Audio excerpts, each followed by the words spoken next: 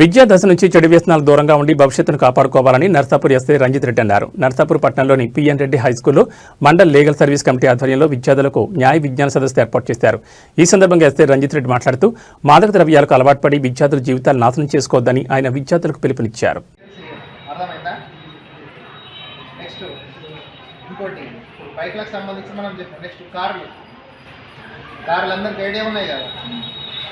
కార్లలో అమ్మాయి ఏం చెప్పింది, సీట్ బెల్ట్ పెట్టుకోవాలని చెప్పింది. సీట్ బెల్ట్ ఎందుకు పెట్టుకోవాలి?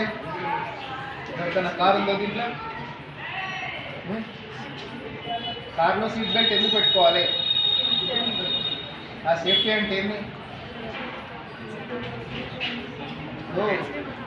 యాక్సిడెంట్ అయింది ఫర్ ఎగ్జాంపుల్, సీట్ బెల్ట్ పెట్టుకుంటే మనకు దానికి ఎయిర్ బెలూన్స్ ఉంటాయి కదా.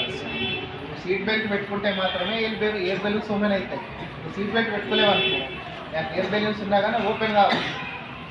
ఒకవేళ సీట్ బెల్ట్ పెట్టుకోలేవు, సడన్గా యాక్సిడెంట్ అయింది, నువ్వు స్టీరింగ్ ముందట పట్టుకొని కూర్చుంటావు కదా, మనకి ఇట్లా కోర్సున్నా సేమ్ అవుతుంది, మన ముఖంపై స్టీరింగ్తో వస్తుంది, హెడ్ ఇంజురీ అవుతుంది, ప్రాణాలు పోతాయి. అదే ఒకవేళ మీరు సీట్ బెల్ట్ పెట్టుకున్నారనుకో, సీట్ బెల్ట్ నుంచి ఒక 50% ప్రొటెక్షన్ వస్తుంది ముందటికి వెళ్ళకుండా, అవునా కాదు? తర్వాత ఎయిర్ బెలూన్ కూడా ఓపెన్ అవుతుంది. దానివల్ల ఏమవుతుంది అంటే నీ హెడ్కు చిన్న ఇంజురీ కూడా కాదు. హెడ్కి ఇంజురీ కాదు అంటే బతికే అవకాశాలు ఉన్నట్టే కదండి, అర్థమైందా? కాబట్టి ప్రతి ఒక్కరు కారులో వెళ్ళినప్పుడు సీట్ బెల్ట్ ఓన్లీ డ్రైవరే కాదు, పక్కకున్న అతను పెట్టుకోవాలి, వెనుకున్న వాళ్ళు కూడా పెట్టుకోవాలి.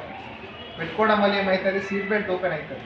సీట్ బెల్ట్ ఓపెన్ అయితే మీ ప్రాణాలు అనేది ఎంత పెద్ద యాక్సిడెంట్ అయినా కానీ మీ ప్రాణాలకైతే డోకా ఉండాలి, అర్థమైందా?